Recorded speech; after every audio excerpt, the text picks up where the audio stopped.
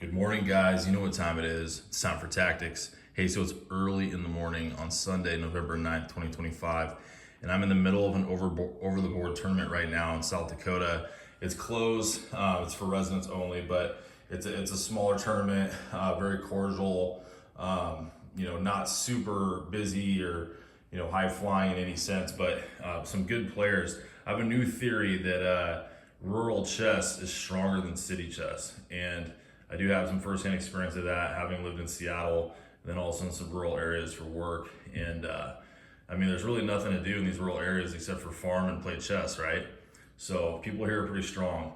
And let's just get into this. So my opponent, he's playing black, I'm playing white, and this is round 2, but it's my first game because I had to take a bye for personal reasons the first round. So he goes knight to e5. And his idea is he's gonna weasel his knight in on f3, and then if I were to take, bishop takes f3, g4 takes f3. It's really bad in the sense of that formation where the queen's gonna get in the corner and threaten to checkmate my king on g2. So that's his idea. So let's just go through what he's threatening here. So whenever your opponent makes a move, you wanna consider why did they make that move?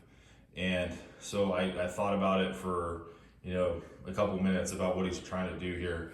He's trying to do this where he goes knight f3, check, bishop takes f3, g4 takes f3, and if I were to try to defend the h3 square where his queen wants to go, with say king to h2, he can kick me back with knight g4 check, and then I have to go back to g1 or h1, in which case he can draw his knight back to f6 and threaten queen h3 check.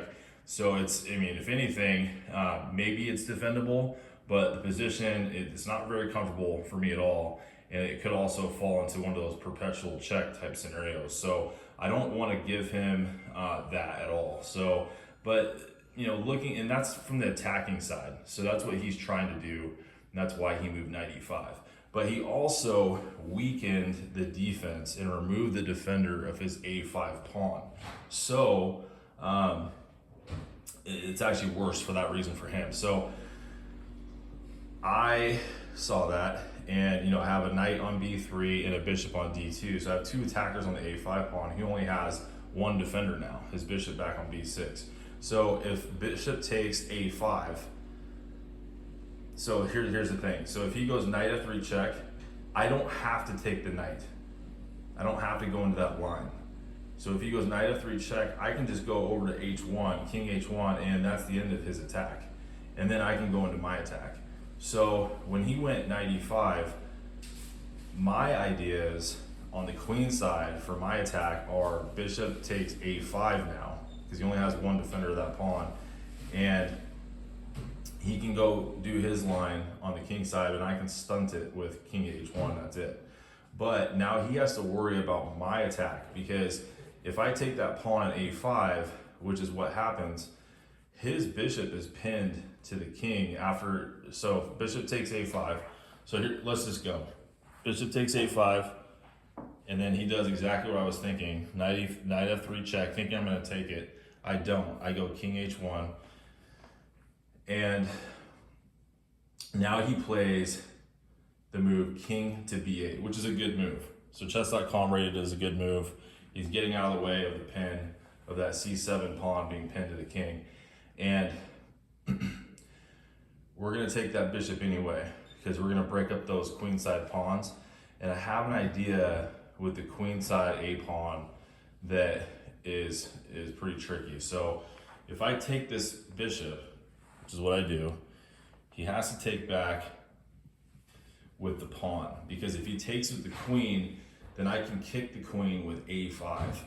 And then if he goes back to, let's say he takes queen takes b6, I push a5, and then let's say he goes queen to c6, I can just trade off the queens and double those pawns and actually win the pawn, because let's say queen takes b6, a5, queen c6, queen takes c6, b takes c6, rook takes c6, and I have a pass pawn on the a file, and I won a pawn. So he's gonna take with this pawn so that we don't have to get into a line like that.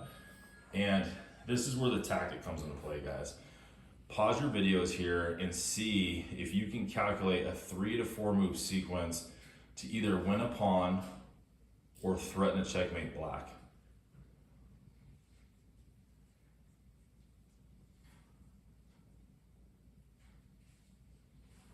All right, so the winning sequence is queen to c7 check.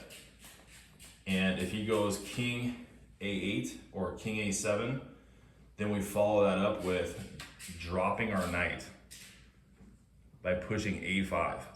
So this is what I calculated. Queen c7 check, king a8, a5. Now, if he takes the knight on b3, which would be hanging at that point, then I have, we don't care, a5 takes b6, threatening rook to a1, checkmate.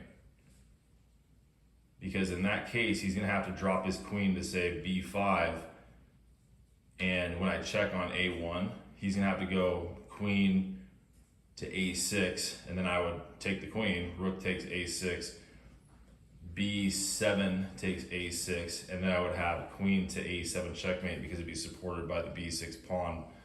So I mean, it's pretty in depth, but I mean, it makes sense. And I was really proud of this combination because you have to accept that you're gonna drop the knight. I mean, but it doesn't matter because you have checkmate. So I go in the game, queen to c7 check, he goes king to a8. Chess.com rated this as a brilliant move, a5, because it shows the understanding of the position. So he doesn't take the knight. I asked him afterwards, said, why didn't you take the knight? And he goes, it didn't feel right. He goes, I felt like something bad was gonna happen. So a really good intuitive player. I mean, he didn't calculate the way that I did as to why taking the knight was bad, but he just knew in his bones that it was a bad idea. So in the game, he went rook c8, but now I can take the pawn b6 with the queen, I can get out of the way, and I can defend the knight. So queen takes b6. And then he ended up trading off the queens, queen takes b6, and then a5 takes b6. But really cool tactic, guys. I mean, I won a pawn, but it laid a huge trap for my opponent that a lot of people would have fallen into. And you know, he was an intuitive player. He knew that taking the knight was bad, but a lot of people will have taken that knight and then they're gonna get checkmated. So let's just go through that line real quick so you understand why that's bad. But if he takes here, I take here, and then what does black do? There's no way to defend this. So he's gonna have to probably do something like this.